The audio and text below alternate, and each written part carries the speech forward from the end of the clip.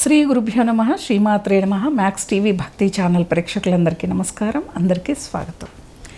శివరాత్రి రోజున నా పూజా విధానం, నా ఉపవాసం, నా జాగరణ, నేను ఏం చేస్తాను అని చెప్పానని అందరూ అడుగుతూ ఉంటారు. మీరేం చేస్తారమ్మా, ఎలా చేస్తారు అని. నేను శివరాత్రికి 99% నేను ఇంట్లోనే పూజ చేసుకుంటా. ఎందుకంటే శైవ క్షేత్రాలన్నీ కిటకిటకిటలాడుతూ ఉంటాయి, భక్తులతో కిటకిటలాడుతూ ఉంటాయి. అలా కిటకిటలాడుతూ తోసుకుంటూ అభిషేకానికి తొందరగా గబగబా ఏదో చేసేయాలి అని చెప్పానని అక్కడ హడావుడిగా ఉంటుంది. అందరూ కూడా అభిషేకం చేయాలన్న ఆతృత ఉంటుంది కదా. మేము ఆ రోజు శివరాత్రి రోజు మేము ఏ క్షేత్రానికి వెళ్ళాం, మరుసటి రోజు వెళ్తాం. మేము ఆ రోజు ఏం చేస్తాం, శివరాత్రి చతుర్దశి రోజు ఉదయాన్నే సూర్యోదయానికంటే ముందు లేవటం, ఇంటిని శుభ్రం చేసుకోవటం. నేను ఏది చెప్తానో నేను అదే చేస్తాను. తలస్నానం చేయటం, ఉతికి శుభ్రపరిచిన దుస్తులు ధరించటం, పూజా మందిరం మొత్తం శుభ్రం చేసుకోవటం, శివుడికి అభిషేకానికి కావాల్సినవన్నీ అమర్చుకోవటం. అంటే నేనేం తింటాను, శనగల, పెసల, ఏవైనా గుగ్గుళ్ళు ఉడికేస్తాం కదా అవి, అలాగే స్వీట్ పొటాటో అదే గెన్సుగడ్డలు అంటాం కదా అవి ఉడకబెట్టి, ఇంకా కొబ్బరికాయ కొడతాం, పచ్చి కొబ్బరి ఉంటుంది స్వామి దగ్గర, బెల్లం పెడతాను, పాలు పెడతాను స్వామివారికి, పంచామృతం అభిషేకం చేసింది స్వామివారి దగ్గరే, కొబ్బరి నీళ్ళు ఉంటాయి. ఇవన్నీ పెట్టి చక్కగా కూర్చొని ఓం నమః శివాయ అనే మంత్రంతో కుటుంబ సమేతంగా నేను అభిషేకం చేసుకుంటాను. అభిషేకం చేసుకొని ఆ తర్వాత అంతవరకు కూడా మేము ఏమీ తినము, తాగము, ఏమీ తినం. అభిషేకం అయ్యాక మొదటగా ఈ కొబ్బరి నీళ్ళు పంచామృతం మొత్తము కలిపి ఫస్ట్ తీర్థంగా తీసుకుంటాం. మొత్తం చిన్న గ్లాసుల్లో వేసుకొని మొత్తం తాగేస్తాం.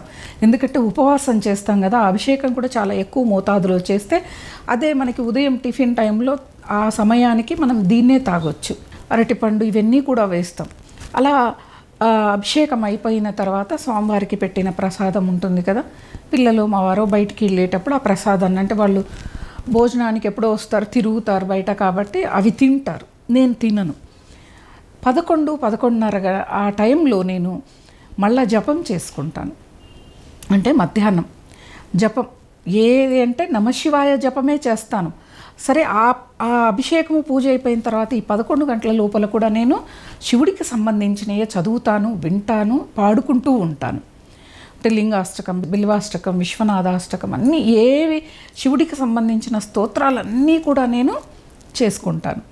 11 గంటలకి ఆ స్వీట్ పొటాటో, కొంచెం శనగలు ఎక్కువగా తీసుకోను, అవి తిని కొంచెం కొబ్బరి నీళ్ళు తాగుతాను. తాగి ఆ తర్వాత మళ్ళా జపం చేస్తాను. నమశివాయ అనే జపం చేస్తూనే ఉంటాను. లేదు కొంతమంది ఛానల్స్ కొన్ని లైవ్ అడుగుతారు, మాకు లైవ్ కావాలి, కాలర్స్ ఉంటారు అని చెప్పినప్పుడు ఆ తర్వాత ఆ లైవ్కి వెళ్ళి మళ్ళా వచ్చి తిరిగి మళ్ళా నేను ఏదో ఒకటి భగవంతుడికి సంబంధించిందే చేస్తాను. మళ్ళా సాయం సంధ్యాకాలంలో నేను మళ్ళా తిరిగి స్నానం చేసి ఆ తర్వాత మళ్ళా నేను అభిషేకం చేసుకుంటాను. ఇంట్లో వాళ్ళు ఉంటే వస్తారు, లేకపోతే నేను ఒక్కదాన్నే శివుడికి పంచ ఉపచారాలతో అభిషేకం చేసుకొని ధ్యానం తప్పకుండా నేను ప్రతిరోజు కూడా సాయం సంధ్యాకాలంలో సూర్యోదయం కంటే ముందు 3 గంటలప్పుడు తెల్లవారుజామున ఉంటుంది కదా బ్రహ్మీకాల ముహూర్తంలో తప్పకుండా నేను ధ్యానం చేస్తాను ప్రతిరోజు కూడా. అలాగే ఈ శివరాత్రి రోజు కూడా ధ్యానం చేస్తాను. చేసి ఈ బయటికి వెళ్ళిన వాళ్ళు, మా వాళ్ళు ఇంటికి వచ్చిన తర్వాత వాళ్ళు స్నానం చేసి శివాలయానికి వెళ్తాం. దగ్గరలో ఉన్న శివాలయానికి వెళ్ళి అక్కడ భగవంతుడికి నమస్కారం చేసుకొని ప్రదక్షిణలు చేసి కాసేపు అక్కడ ఆ ఆలయ ప్రాంగణంలో నా భగవత్ శక్తిని ఆస్వాదించి అక్కడ ధ్యానం చేసుకొని నేను ఇంటికి వస్తాను. వచ్చాక మరి రాత్రంతా జాగారం చేస్తారంటే తప్పకుండా చేస్తాను. ఆరోగ్యం బాగుంది అంటే జాగరణ చేస్తాను, ఆరోగ్యం బాగలేదు అంటే జాగరణ చేయలేను నేను. అయితే జాగరణ చేయలేకపోయినా 11 గంటలకి, రాత్రి 9కి పడుకుంటే 11కి నిద్రలేస్తాను. లేచి అప్పుడు మళ్ళీ స్నానం చేసి 12 కల్లా, అర్ధరాత్రి లింగోద్భవ కాలం కదా, అప్పుడు మళ్ళీ నేను ఒక్కదాన్ని, ఎవరిని ఇబ్బంది పెట్టను, ఇంట్లో వాళ్ళని కూడా, పిల్లల్ని మా వారిని లేవండి, స్నానం చేయండి, పూజ చేద్దాం అలా ఇబ్బంది పెట్టను. వాళ్ళని అడుగుతాను, లేవము అంటే నేను ఒక్కదాన్ని లేచి నా పని నేను యథావిధిగా అభిషేకం చేసుకొని అప్పటి నుంచి మేల్కుంటాను. 12 గంటల నుంచి మేల్కుంటాను. ఎందుకు 3 గంటలకి మళ్ళీ నేను అభిషేకం చేయాలి కాబట్టి అప్పుడు మళ్ళా ధ్యానం చేస్తాను. మళ్ళీ 3 గంటలకి యథావిధిగా మళ్ళీ స్నానం, అభిషేకం 3 గంటలకి బ్రహ్మీకాల ముహూర్తంలో ఖచ్చితంగా చేస్తాను. ఆ తర్వాత మళ్ళా నేను ఏదో ఒకటి భగవంతుడికి సంబంధించినవి మన పెద్దవాళ్ళు చాలా చెప్పారు కదండి. సామవేదం షణ్ముఖ శర్మ గారు కానీ, ఒద్దిపర్తి పద్మాకర్ గారు కానీ, చాగంటి గారు కానీ, గరికపాటి గారు కానీ, వీళ్ళందరూ చెప్పారు కదా. అవన్నీ వింటూ ఉంటాను నేను. ధ్యానంలాగా కూర్చొని దేవుడి దగ్గరే అవన్నీ ప్లే చేసుకొని వింటూ ఉంటాను. తర్వాత మళ్ళా 6 గంటలకి మళ్ళీ నేను అభిషేకం చేస్తాను, పూజ చేసుకొని ఆ తర్వాత నేను ఇంకా ఉపవాసం ఉంటాను కదా. ఉపవాసం అంటే చెప్పాను కదా ఏమేమి తింటాను అనేది, పళ్ళు, పాలు, గుగ్గుళ్ళు, అలాగే స్వీట్ పొటాటో ఇవి తింటాను కదా. ఇంకా మరుసటి రోజు భగవంతుడికి మేము మా సాంప్రదాయం ప్రకారం పులిహోర, పాయసం, దద్దోజనం ఇవన్నీ తయారు చేసి భగవంతుడికి ప్రసాదంగా నివేదించి, ఎవరైనా ఒక శివభక్తుని ఇంటికి ఆహ్వానించి తెలిసిన వాళ్ళని, అంటే శివమాల వేసుకొని శివుణ్ణి భక్తిగా పూజించే వాళ్ళకి భోజనం పెట్టి ఆ తర్వాత మేము ఇంట్లో వాళ్ళం భోంచేస్తాం. తర్వాత ఆ రోజంతా కూడా నిద్రపోయేది ఉండదు, నిద్రపోం. ఎందుకంటే మరుసటి రోజు కూడా నాకు ఏమన్నా ఛానల్స్ వస్తాయి, తప్పకుండా ఛానల్ వాళ్ళు ఇన్వైట్ చేస్తారు. వెళ్ళి ప్రోగ్రామ్ చేసుకొని వచ్చేవరకు మళ్ళీ సాయం సంధ్యాకాలం అవుతుంది. అప్పుడు మళ్ళా అంటే అభిషేకమేం కాదు కానీ శివారాధన, శివనామ జపము, నామస్మరణ చేసుకొని ఆ తర్వాత నక్షత్రాలని దర్శించుకొని మళ్ళా రాత్రిపూట నేను ఎక్కువగా చాలా తక్కువగా రాత్రి ఆహారం తీసుకోవడం జరుగుతుంది. ఆ ఆహారం తీసుకొని అప్పుడు నేను త్వరగా నిద్రిస్తాను. ఇది నా శివరాత్రి రోజున నేను ఏ విధంగా ఆచరిస్తాను, నేను ఏ విధంగా అనుసరిస్తాను. శివరాత్రి అయిన మరుసటి రోజు చెప్పాను కదా ఎక్కడికైనా వెళతాము అని, హైదరాబాదు దగ్గరలో ఉన్న శైవ క్షేత్రాలకి వెళ్ళి మేము భోజనం ఇంట్లో వండుకుంటాం కానీ తినడం శైవ క్షేత్రాలకు వెళ్ళి అక్కడ భోంచేస్తాం. అంతవరకు భోంచేయం. భోజనం కూడా మా వరకే తీసుకొని వెళ్ళము, ఇంకొక 2-3కి ఎక్కువగానే పెట్టుకొని వెళ్ళి అక్కడెవరైనా ఉంటే ఆ భోజనాన్ని వాళ్ళకి పెట్టి కాసేపు అలా సాయంత్రం వరకు అక్కడనే ఆ దేవాలయ ప్రాంగణంలోనే ఉండి మళ్ళీ తిరిగి మేము యథావిధిగా మా ఇంటికి రావటం జరుగుతుందన్నమాట. ఇలా అంటే నేను ఏది చెప్తానో అదే నేను ఆచరిస్తాను. శివరాత్రి కానీ ఏ పండుగ అయినా కానీ ఎప్పుడు చేసినా కానీ. ఒకవేళ పండగ రోజులు ఏదైనా తీర్థయాత్రలు ఉంటే అక్కడ ప్రకారం నేను వెళ్తాను. ఇప్పుడు శైవ క్షేత్రాలకు ఎప్పుడైనా వెళితే, ఒకసారి ఎప్పుడో శివరాత్రికి వెళ్ళాం శైవ క్షేత్రానికి. వెళితే అది కర్నూలు జిల్లాలో ఆత్మకూరు దగ్గర ఓంకార క్షేత్రం ఉంటుంది, శైవ క్షేత్రం, స్వయంభూలింగం అన్నమాట.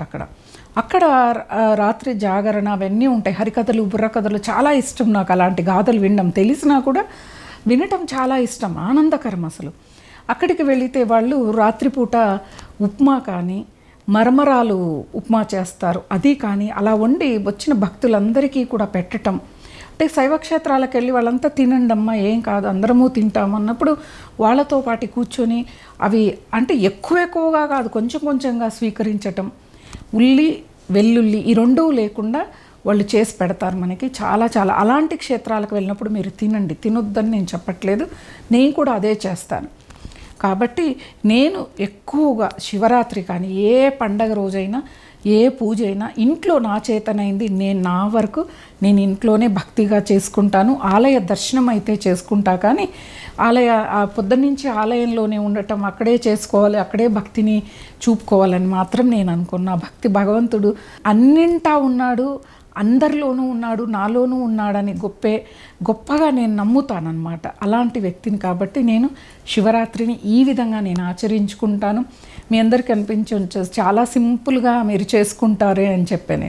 అంటే భక్తి ప్రధానం, మనము భారీగా పూజలు చేసామా అనేది కాదు. ఇక్కడ మీకు ఇంకో విషయం చెప్పడం మర్చిపోయా. సాయం సంధ్యాకాలంలో నేను శివుడికి అభిషేకం చేసిన తర్వాత ఇంట్లో ఉన్న ఆవు పిడకని కాల్చి నేను ముందే విభూదిని బూడిదని తయారు చేసుకుంటాను. దాంతో మా ఇంట్లో ఉన్న శివలింగానికి విభూది అభిషేకం చేస్తాను. ఒకసారి ఆ విభూదిని నీళ్ళలో కలిపి చేస్తాను, ఇంకోసారి అభిషేకం చేసినప్పుడు అలాగే పొడిలాగా ఉన్న విభూదిని అభిషేకం చేస్తాను. ఎందుకంటే తర్వాత మోక్షమే మనం కోరుకోవాల్సింది, ముక్తే కోరుకోవాలి. ఈ విభూతితో అభిషేకం చేస్తే ఆ విభూతి తర్వాత స్థితి ఇంకేం లేదు మనిషికి. కాబట్టి అటువంటి స్థితి కల్పించాలని ఆ పరమేశ్వరుని కోరుకుంటూ నేను నా శివరాత్రి రోజు అలా నేను గడుపుతాను. అలా నా పూజ ఉంటుంది. మీరందరూ కూడా దీన్ని అనుసరిస్తామన్నా కూడా అనుసరించండి. భక్తిగా ఉండండి, కొంచెం మౌనంగా ఉండండి. నేను ఎక్కువగా మాట్లాడను, శివరాత్రి రోజుల్లో మౌనంగా ఎక్కువగా ఉంటాను. సాంప్రదాయమైన దుస్తులతోనే అందరూ ఉండండి, నేను ఎలాగూ ఉంటా, మీరు కూడా ఉండండి. ఎందుకంటే సాంప్రదాయమైన దుస్తులు ధరించినప్పుడు భక్తి దానంతకు అదే వస్తుంది. ఒకసారి మీరు ఆచరించి చూడండి, తెలుస్తుంది. కాబట్టి ప్రతి ఒక్కళ్ళు కూడా శివరాత్రిని భక్తితో శ్రద్ధతో చేసుకోవాలని కోరుకుంటూ స్వస్తి.